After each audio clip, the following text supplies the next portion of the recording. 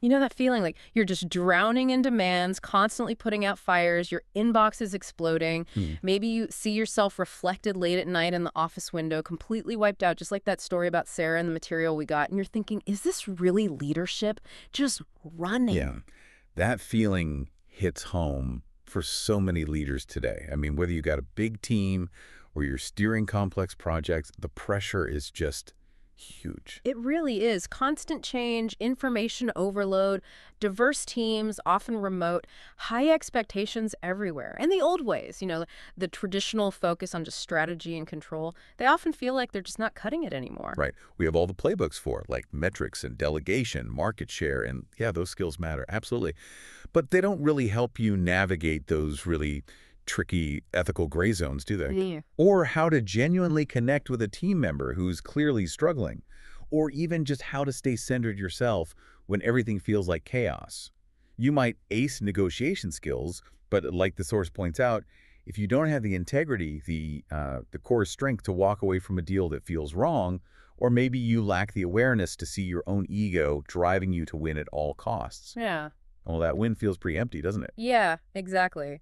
That traditional approach often skips over that vital inner stuff, like the self-awareness to see your own blind spots or that solid integrity you need when your values are really put to the test. And that's precisely where this idea of aware leadership comes in, which is what this material explores.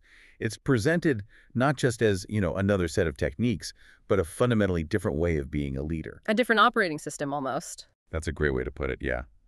And this deep dive, it's based entirely on the source material you sent over.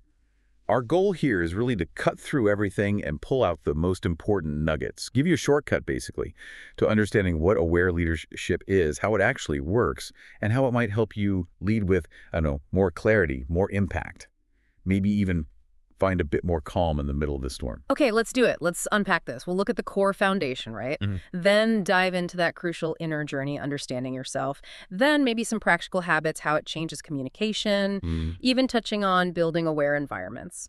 And wrapping up with the idea that this is, well, ongoing. Sounds like a plan. Let's jump in. Okay, so first things first.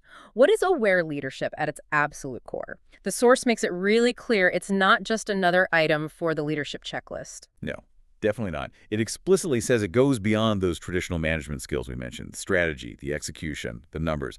Those are necessary, sure, but they don't really equip you for the constant ethical questions or the really complex human challenges, the ambiguity we face now. Right. So what is the core then? The source highlights three sort of fundamental internal factors. They're the bedrock of this approach: insight, integrity, and awareness itself. Okay, insight, integrity, awareness. Let's break those down. First up, insight. What's the gist of that? Insight, in this context, is about seeing things deeply, like really deeply, beyond the surface level. It's understanding situations, people, and crucially, yourself, and seeing the complex systems interacting. So like connecting the dots. Exactly. Recognizing patterns others might miss, grasping what's really motivating people, perceiving how things are interconnected, and maybe even anticipating consequences rather than just reacting when they smack you in the face. It's moving from firefighting to fire prevention, you could say. Got it. Kind of like leadership X-ray vision. Okay, next. Integrity. We hear that word a lot, but the source seems to give it a very specific, heavy meaning here. It does. It defines integrity as this unwavering alignment. Alignment between your actions, your words, your intentions, your core values, and your ethical principles. It's Yep. about being congruent, whole. Okay. This is what builds genuine trust and that feeling of psychological safety for your team. It means you're reliable.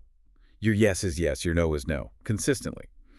And the source contrasts this sharply with just having skills like those negotiation tactics, but without that ethical core. Yeah. It's skills without integrity. They can actually be pretty damaging.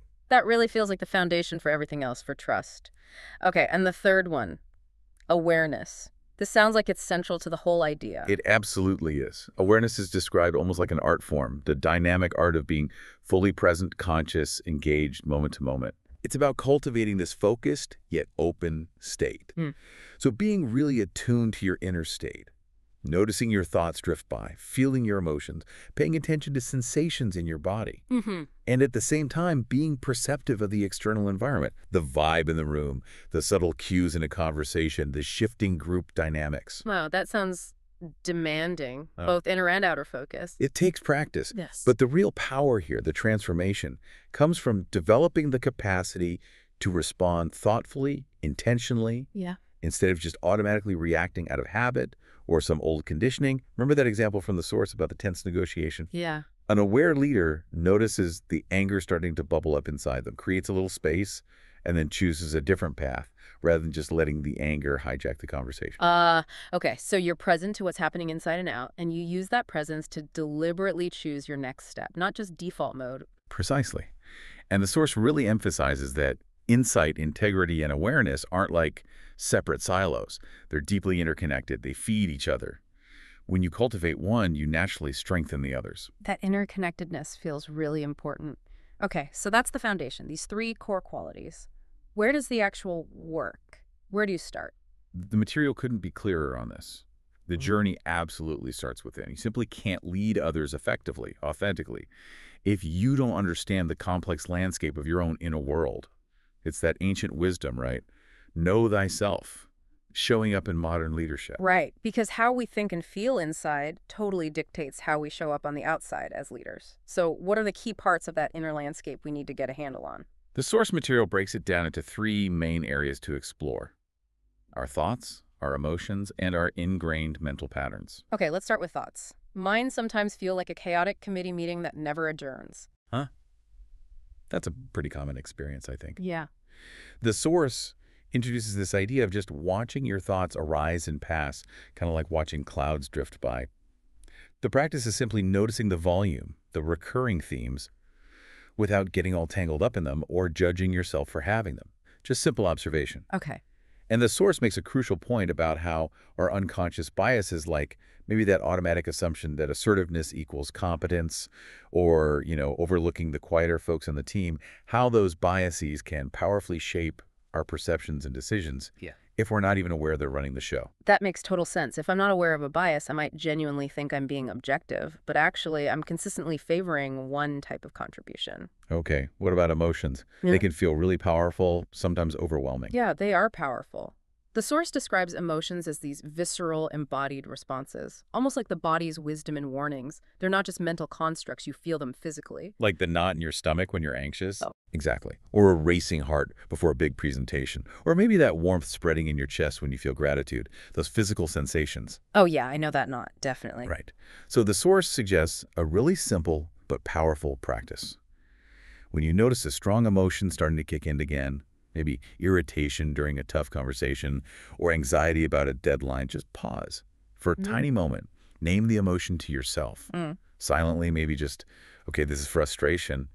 And then simply notice where you feel it in your body. Is it tightness in your jaw, shallow breathing, a heaviness? Just name it and locate it physically. Yeah. That simple act creates just a tiny bit of space around the emotion. It lessens its immediate grip on you, gives you a microsecond to choose rather than just react. That sounds really practical, just acknowledging it and its physical signature. Okay. And then the deeper stuff, mental patterns. Right. These are those deeply ingrained ways we tend to think, feel, and react, often totally subconscious. They get shaped by our past experiences, our upbringing, our culture. You can think of them like default programs or really well-worn pathways in our minds. Like mental habits? Exactly. A trigger shows up and boom, our mind just wants to run down that familiar automatic path. So how do we actually work with all this thoughts, emotions, patterns in a way that's actually helpful, not just getting lost in it? The source offers this really beautiful and, I think, powerful analogy: gardening the mind. Okay, gardening the mind. Tell me more. Imagine your mind is like a fertile garden. It's full of countless seeds. These seeds represent all the potential states you can experience, the difficult ones like fear, judgment, anxiety, impatience, but also the skillful ones like kindness, clarity, resilience, compassion. I can picture that.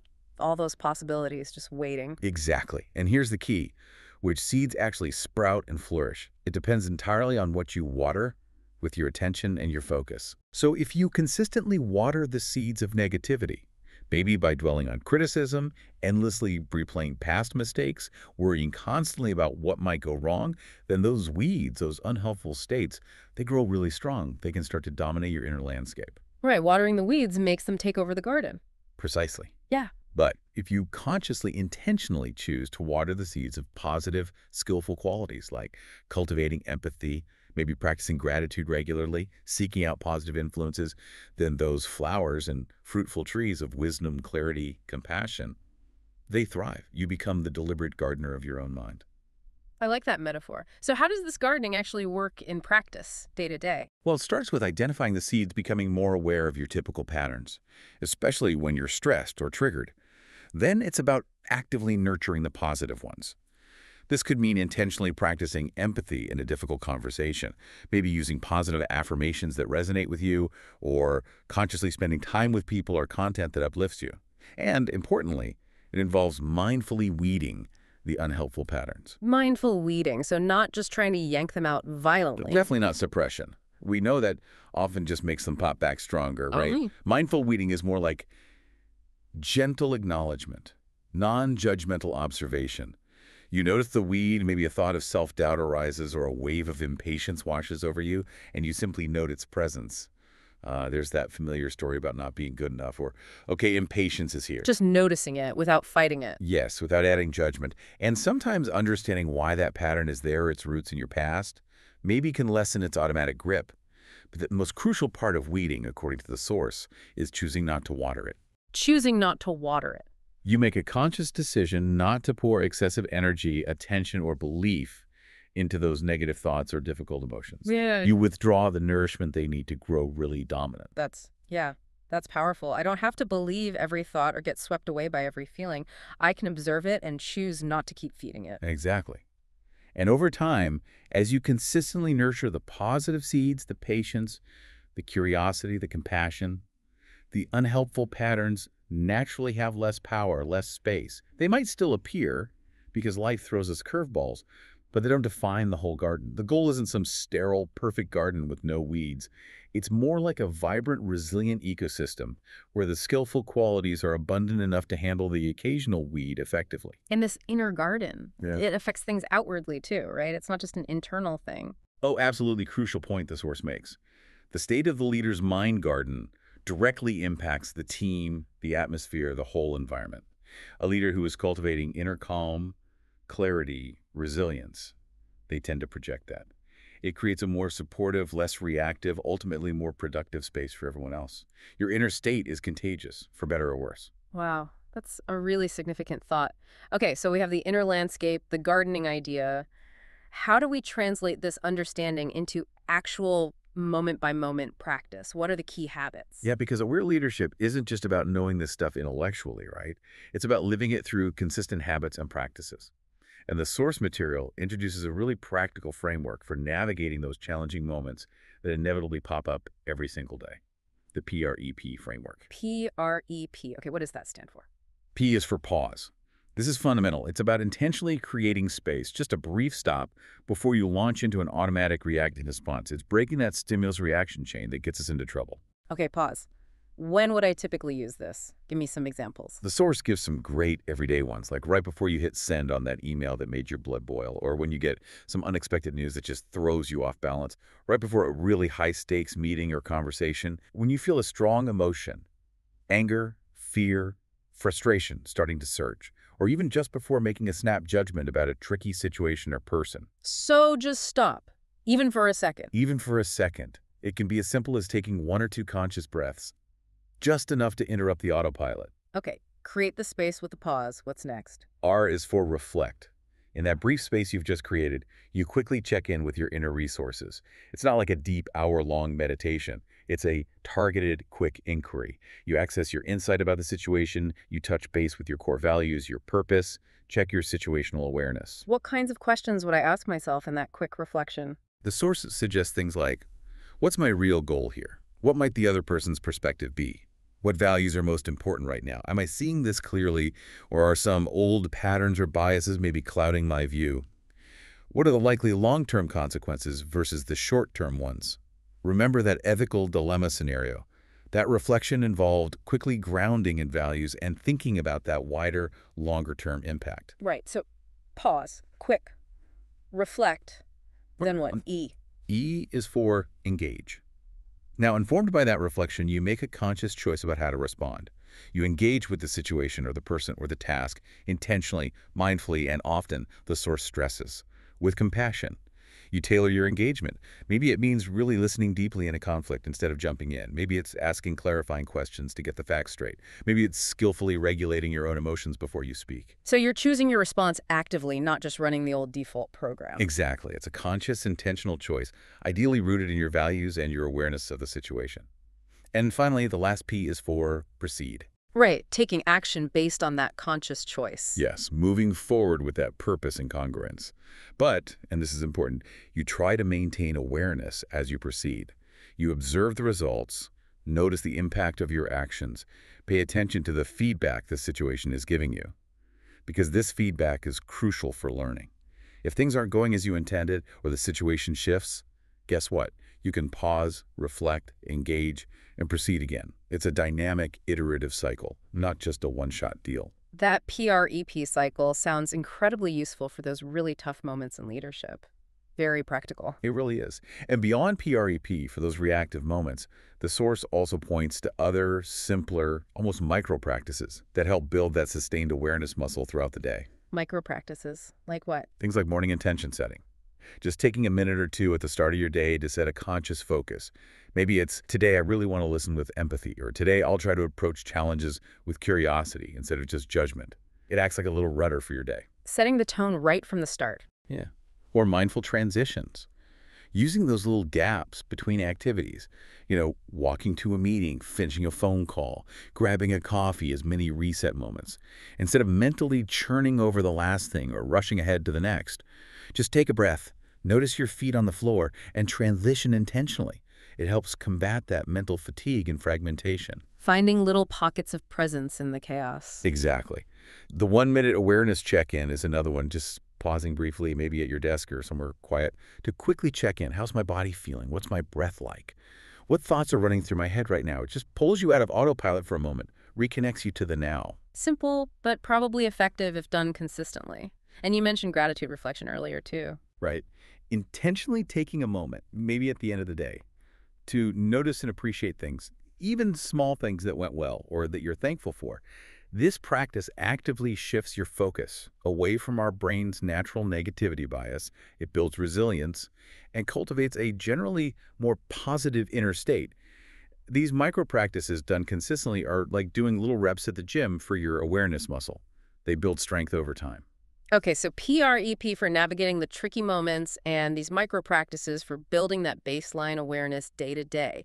How does all this inner work, these practices, actually show up when we're interacting with others? The source really emphasizes communication. Oh, absolutely. Communication is framed as a genuine leadership superpower.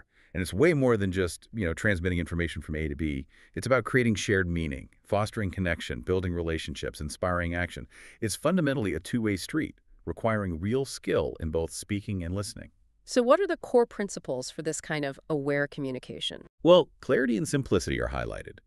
Avoiding unnecessary jargon, being direct, focusing on the essential points. The source has that great example. Instead of saying something like, leverage synergistic interdepartmental paradigms to optimize resource allocation. Slight chuckle, right. Just say, we need our departments to work together effectively, use resources wisely, and hit our targets. Much clearer, right? Way clearer. Authenticity and transparency are also key. Being genuine, truthful, congruent in your communication. Sharing information and your intentions openly, within appropriate boundaries of confidentiality and timing.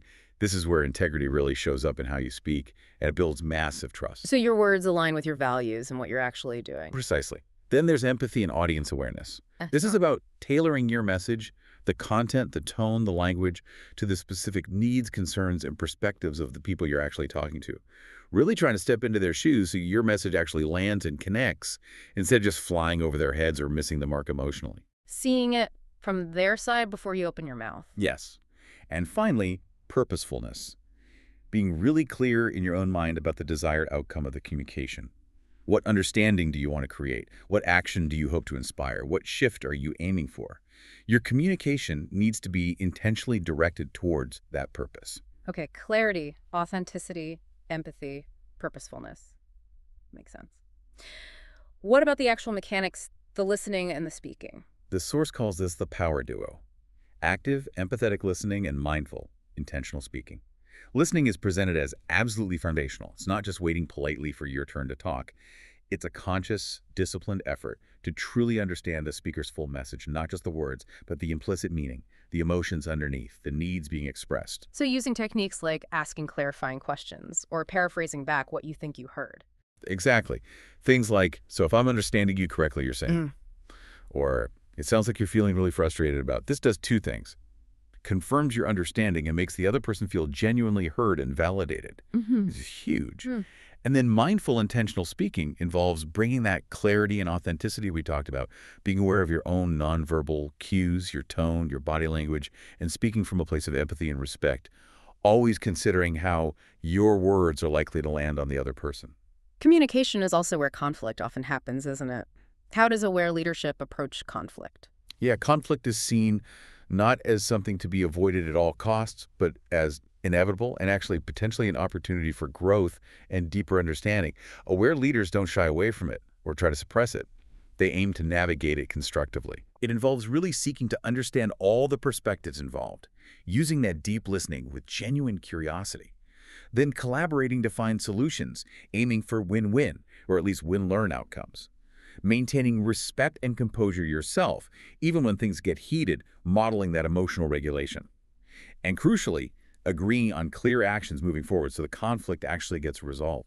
And all of this, the clarity, empathy, listening, constructive conflict, contributes to creating a more inclusive environment. Yes, absolutely. By actively acknowledging and trying to bridge different communication styles, by championing transparency, and by being willing to address exclusionary behavior when you see it, you help ensure that everyone feels heard, respected, and safe enough to contribute their best thinking and their whole selves. When communication consistently reflects these principles, it really does become that superpower building trust, driving collaboration, and unlocking the team's collective potential. This all sounds incredibly powerful in theory. Let's make it even more concrete.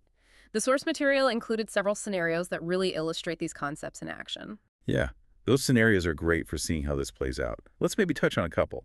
There's the example of Raj dealing with Priya, a team member whose performance suddenly dipped. Right. Priya was a high performer, but suddenly she's missing deadlines, seems checked out.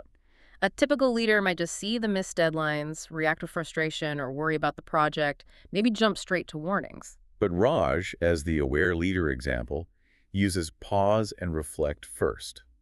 He notices his own initial frustration and anxiety, acknowledges those feelings without letting them drive his actions. Then he reflects, using his insight.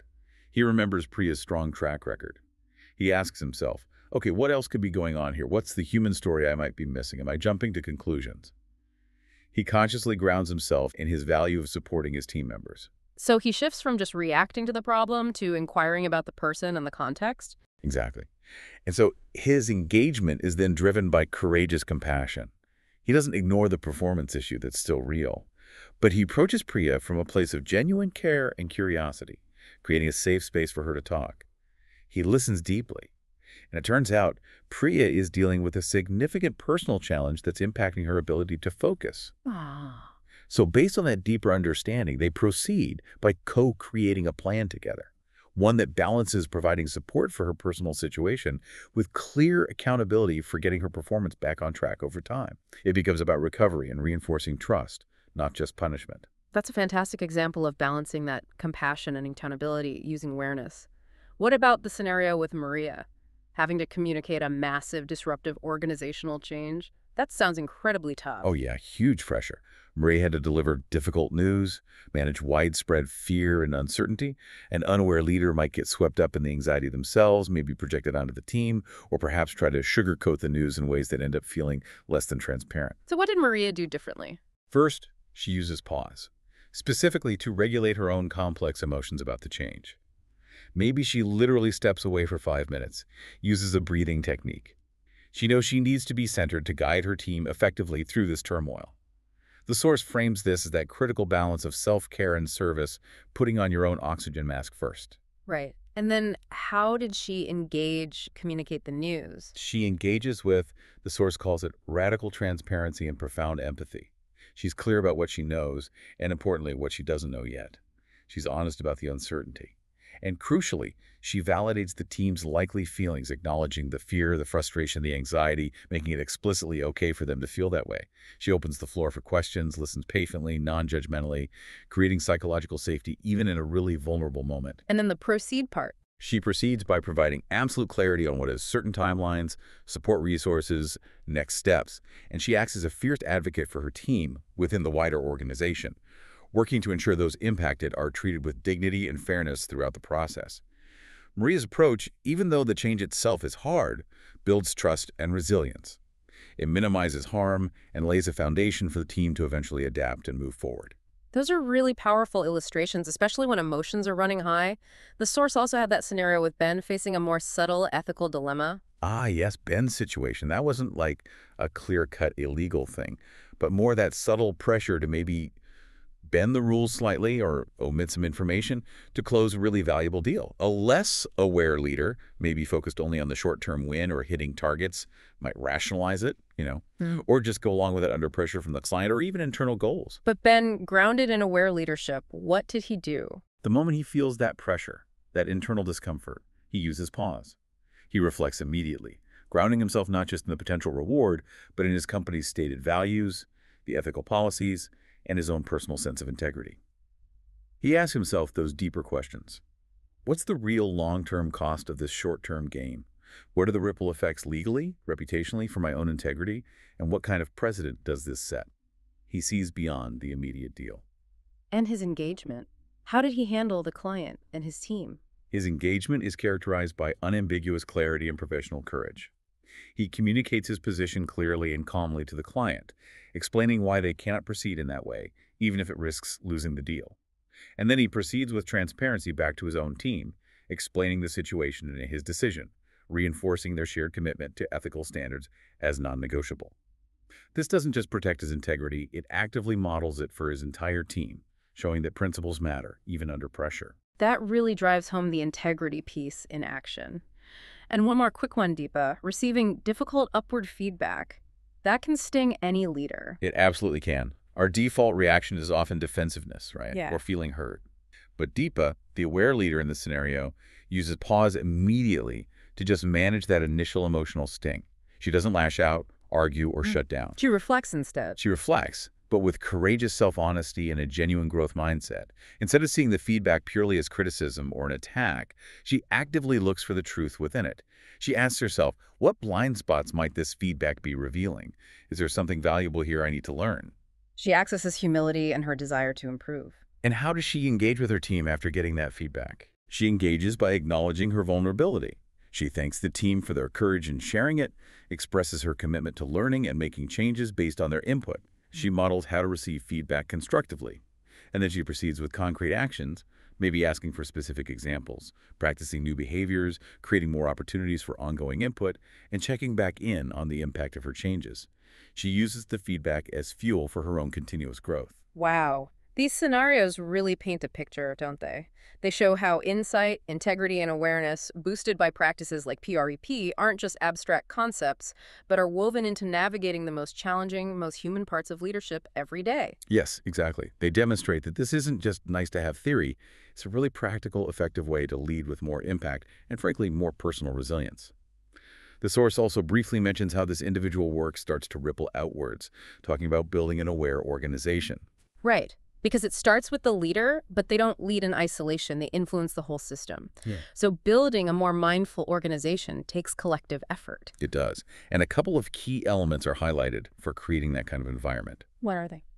Fostering psychological safety is absolutely paramount. Creating an environment where people feel genuinely safe. Safe to be authentic, to speak truth to power, to ask tough questions, to admit mistakes, even to show up as whole human beings with vulnerabilities without fearing punishment or humiliation. How do leaders do that? Leaders model it themselves by showing vulnerability, by framing challenges and failures as learning opportunities, rather than just reasons to blame someone. By practicing that deep, non-judgmental listening. And when things go wrong, shifting the focus from whose fault is it to what can we learn from this and how did our systems or processes contribute? Creating that safety just unlocks so much potential, doesn't it? Innovation, honest feedback. It really does. And the other key element mentioned is nurturing collaborative relationships.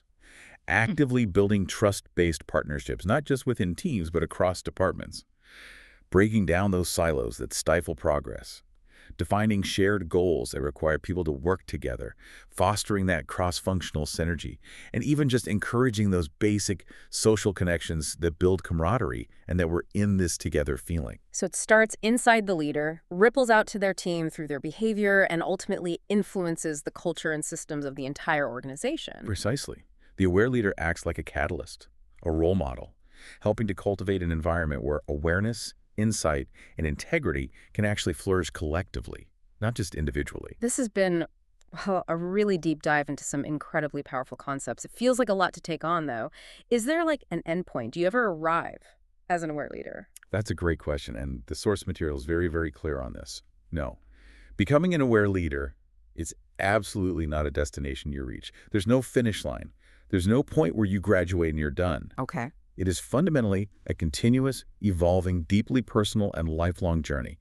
It's an ongoing commitment to self-discovery, to learning, to compassionate practice, and to intentional growth as a human being who leads. So it's less about achieving perfection and more about the ongoing practice. Exactly that. It's not about achieving some mythical state of permanent calm, or never feeling difficult emotions again, or never slipping back into old reactive patterns. That's unrealistic. Yeah. It's really about the willingness to return again and again with kindness towards yourself and perseverance. Returning to your core intention to lead with awareness, insight, and integrity. It's about noticing when you've strayed, when you've been reactive, when you feel out of alignment with your values, and then, with self-compassion, gently guiding yourself back onto the path.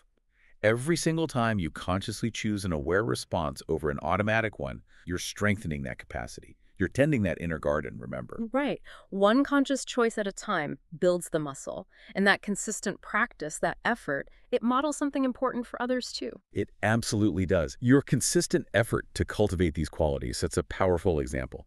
It inherently fosters psychological safety and engagement in your team just by how you consistently show up. And the journey itself involves staying curious, being open to feedback, even when it's hard to hear, being willing to adapt your practices as you learn and as your circumstances change. It's not always easy, and sometimes it can feel a bit lonely if you feel like you're the only one trying to practice this way. Which is probably why connecting with others, mentors, peers, maybe a coach, as the source mentions, can be so valuable for support and shared learning. Precisely. It helps to have that community, that shared understanding on the path. This feels incredibly practical now, especially linking it back to things like the PRDP framework and that gardening analogy.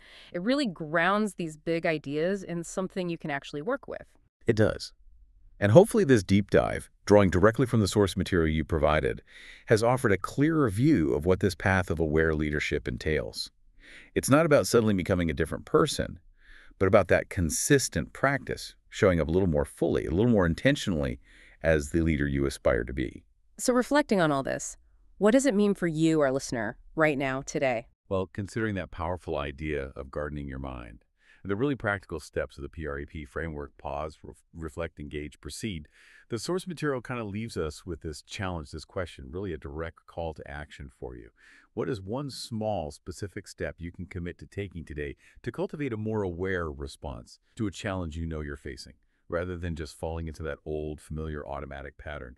What one weed may be a recurring negative thought or a typical reactive emotion will you choose not to water with your attention today? And conversely, what one flower, a quality like patience, curiosity, or empathy, will you intentionally nurture in your inner garden just for today? Identify that one small step for yourself. And the real challenge, put it into practice.